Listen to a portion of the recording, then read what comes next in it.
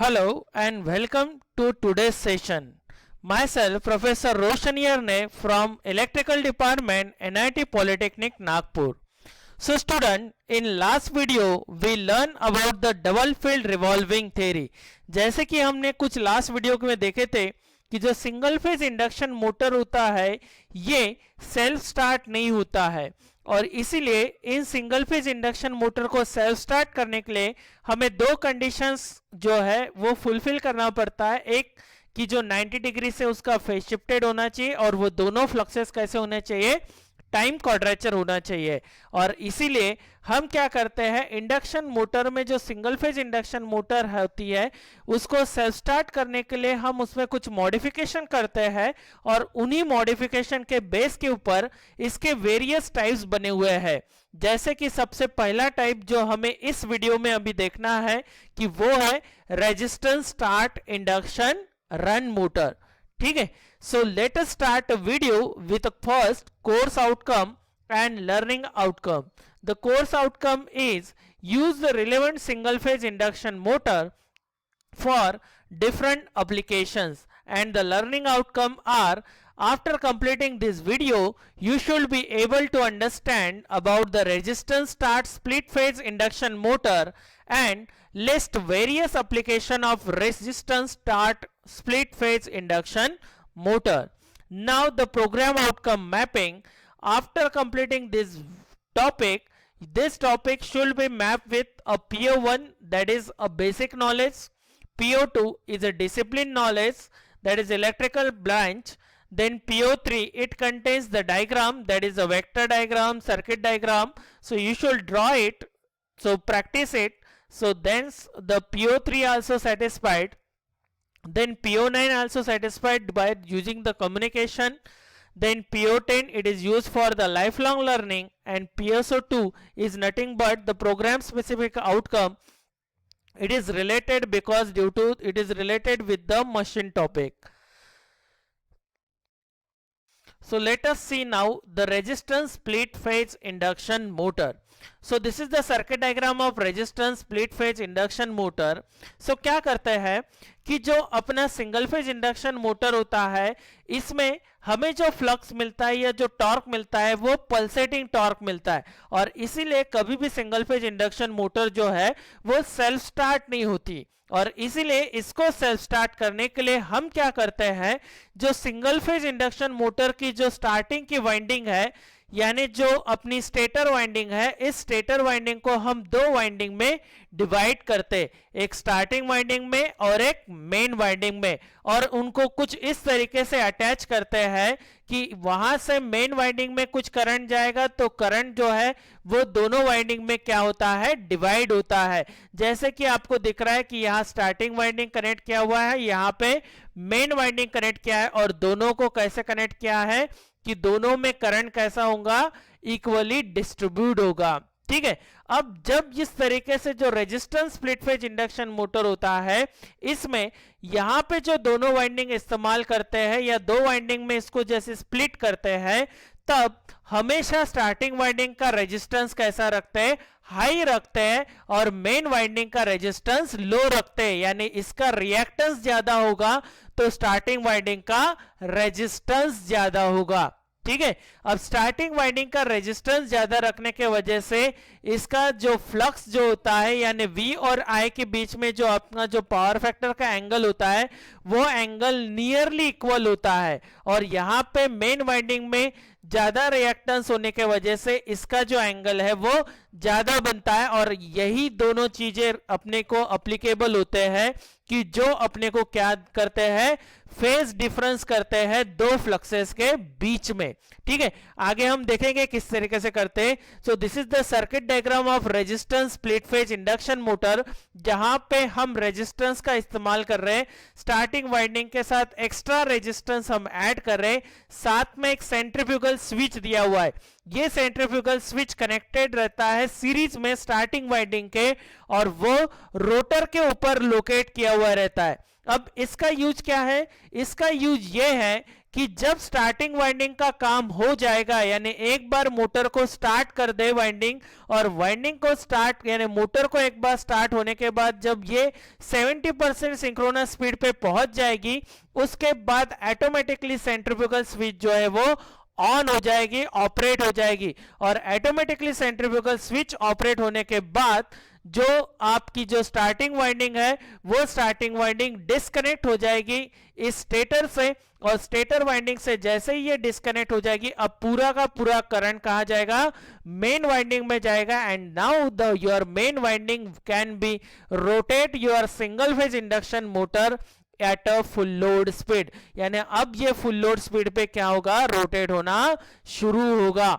यानी starting winding का काम सिर्फ और सिर्फ मोटर को किसके लिए चाहिए है, स्टार्ट करने के लिए, यानी मोटर को सेल्फ स्टार्ट करने के लिए ही अपन स्टार्टिंग वाइंडिंग का यूज करते हैं।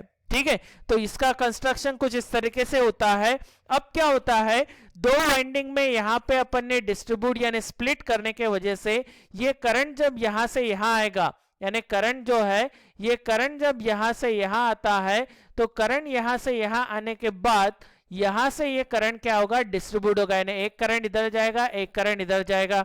अब यहां से जो मेन वाइंडिंग में जाने वाला करंट है that is called as IM, तो जहां से स्टार्टिंग वाइंडिंग में जाने वाला जो करंट है that is called as IST। अब ये दोनों करंट कैसे है, ये जो स्टार्टिंग वाइंडिंग है इसमें क्या है, ज्यादा है रेजिस्टेंस। अब रेजिस्टेंस ज्यादा है, इसका मतलब ये वोल्टेज के साथ जो है ये क्या करेगा, मिनिमम फ्लक्स जनरेट करेगा। तो देखिए ये फेजर डायग्राम, ये वोल्टेज को अपन ने एज ए रेफरेंस लिए, तो जो IST है ये IST क्या होता है, इसके साथ जो फ्लक्स जनरेट होता है यानी जो इसके साथ फेज डिफरेंस होता है ये मिनिमम होता है, क्योंकि अपन ने पढ़े हैं कि at time of the resistance, जब रेजिस्टेंस होता है तो वोल्टेज और करंट इन दोनों के बीच में कोई भी एंगल नहीं होता, लेकिन इसमें स्टार्टिंग वाइंडिंग में थोड़ा सा रिएक्टेंस प्रेजेंट होने के वजह से यहां पे आपको थोड़ा सा मिनिमम एंगल आपको दिख रहा है। अब जब ये IM जो है ये मेन वाइंडिंग से जा रहा है, अब मेन वाइंडिंग में मैंने क्या ज्यादा है बोला, रिएक्टेंस। अब रिएक्टेंस ज्यादा है, इसका मतलब क्या होगा कि ये फ्लक्स क्या होगा, वोल्टेज को करंट क्या करेगा, ज्यादा लैग करेगा। तो ये φm से क्या कर रहा है, इसको लैग कर रहा है।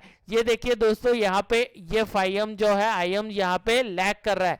अब ये लैग करने के वजह से दोनों में जो फ्लक्स जनरेट होगा ये भी दोनों उस करंट के सेम डायरेक्शन में होगा।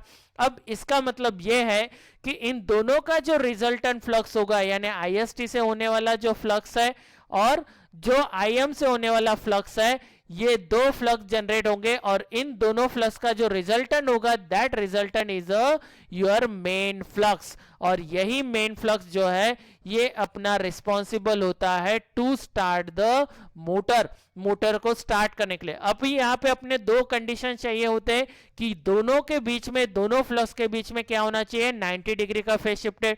तो ये नियरली 90 डिग्री का फेज शिफ्टेड है। साथ में ये क्या कर रहे हैं, दोनों टाइम एंड स्पेस के डिस्प्लेसमेंट में टाइम क्वाड्रेचर कर रहे हैं। ठीक है, ये देखिए this two fluxes having a time and space displacement produce a resultant rotating magnetic field. और यहाँ पे टाइम क्वाड्रेचर के साथ में ये 90 डिग्री का फेज शिफ्टेड होने के वजह से अब φm आपको क्या प्रोड्यूस होगा, रोटेटिंग मैग्नेटिक फील्ड प्रोड्यूस होगा। और जैसे ही ये रोटेटिंग मैग्नेटिक फील्ड प्रोड्यूस होगा, now your rotor will be rotate in a clockwise direction. ये क्लॉकवाइज डायरेक्शन में रोटेट होना शुरू हो जाएगा। अब एक बार मोटर आपकी 70 to 80% स्पीड पे रीच हो जाती है, उसके बाद आपको क्या करना है, सिंपली इस सेंट्रीफ्यूगल स्विच को ऑन करना है, यानी ओपन करना है। यानी पहले ये क्लोज रहेगी, अब क्लोज से आप क्या करेंगे, ओपन करेंगे, और जैसे सेंट्रीफ्यूगल स्विच को ओपन करेंगे this starting winding can be cut out. ये स्टार्टिंग वाइंडिंग यहां से कट हो जाएगी, और जैसे ये स्टार्टिंग वाइंडिंग यहां से कट हो गई, आपकी जो मोटर है वो अभी किस पे रन होगी, ओनली द मेन वाइंडिंग पे। And now your motor will be rotate at a full speed, यानी फुल लोड स्पीड पे अभी रोटेट होगी। ठीक है। तो बहुत ही सिंपल एक्सप्लेनेशन है resistance split phase induction motor का। सो इंडक्शन मोटर को हम सेल्फ स्टार्ट करने के लिए इसको स्प्लिट फेज मेथड लगाते हैं, यानी दोनों दो तरीके से इसको स्प्लिट फेज करते हैं, एक तो रेजिस्टेंस के जरिए और दूसरा कैपेसिटर के जरिए। जो रेजिस्टेंस के जरिए स्प्लिट फेज होता है that is called as a resistance start induction run motor, और जो कैपेसिटर के जरिए जो स्प्लिट फेज होता है that is called as a capacitor start induction motor, जो हमें आगे देखना है। ठीक है, now this is the torque speed characteristics of this induction motor. ये सिंगल फेज इंडक्शन मोटर यानी resistance start single phase induction motor की स्प्लिट टॉर्क स्पीड कैरेक्टरिस्टिक्स है।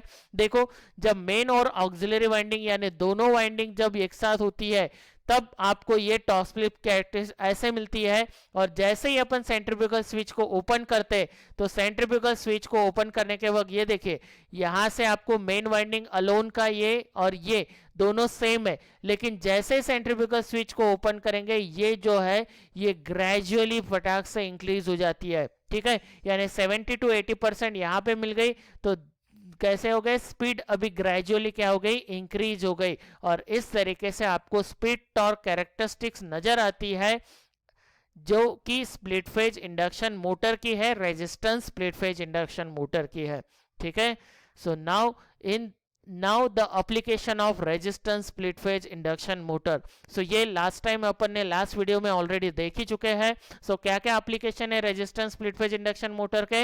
सबसे पहले एप्लीकेशन है fans and blowers, then centrifugal pump, washing machine, then lathe machine, mixer grinder and floor polisher. These are the application of resistance split phase induction motor. So now in this video, अभी तक अपन ने इस video में जो देखे हैं, सबसे पहले वर्किंग पढ़े अपन ने resistance start split phase induction motor की, देन उसके बाद टॉर्क स्पीड कैरेक्टरिस्टिक्स देखे अपन ने, इसकी वेक्टर डायग्राम देखे, और साथ ही में अपन ने इसके एप्लीकेशन भी देखे हैं। ठीक है, तो ये क्वेश्चन आपको 4 मार्क्स के लिए भी पूछ सकता है। Explain the construction and operation of resistance start split phase induction motor. So आपको उसका डायग्राम निकालना है, उसको एक्सप्लेन करना है, साथ ही में फेजर डायग्राम और टॉर्क स्पीड कैरेक्टरिस्टिक्स भी आपको ड्रॉ करना है। सो इसीलिए मैंने ये एक असाइनमेंट क्वेश्चन आपको दिया हूं, explain the construction and operation of resistance start induction motor. और साथ ही में 2 मार्क्स के लिए भी बहुत बार क्वेश्चन पूछा जाता है, state various application of resistance start induction motor. So ये दोनों आपको क्वेश्चन सॉल्व करना है एंड सेंड करना है मुझे गूगल क्लासरूम के ऊपर। ठीक है, in next video we learn about the capacitor start induction motor. This is the second type of the split phase induction motor. Split phase induction motor में अपन जो वाइंडिंग है उसको स्प्लिट करते हैं, और उसको स्प्लिट करते वक्त अपन 2 चीजों के जरिए स्प्लिट करते हैं, एक रेजिस्टेंस से और दूसरा कैपेसिटर से। तो अभी अपन ने रेजिस्टेंस से कैसे स्प्लिट करते हैं ये अभी देखें। नेक्स्ट वीडियो में हम देखेंगे कि कैपेसिटर स्टार्ट इंडक्शन मोटर की कैपेसिटर से कैसे स्प्लिट फेज किया जाता है इंडक्शन मोटर को, साथ में उसके हम phasor diagram torque speed characteristic देखेंगे और उसके एप्लीकेशन, और साथ ही में हम कंपेयर करेंगे रेजिस्टेंस स्टार्ट से और कैपेसिटर स्टार्ट से। इन दोनों को हम कंपैरिजन करने वाले हैं। So thank you for listening this video. Thank you very much.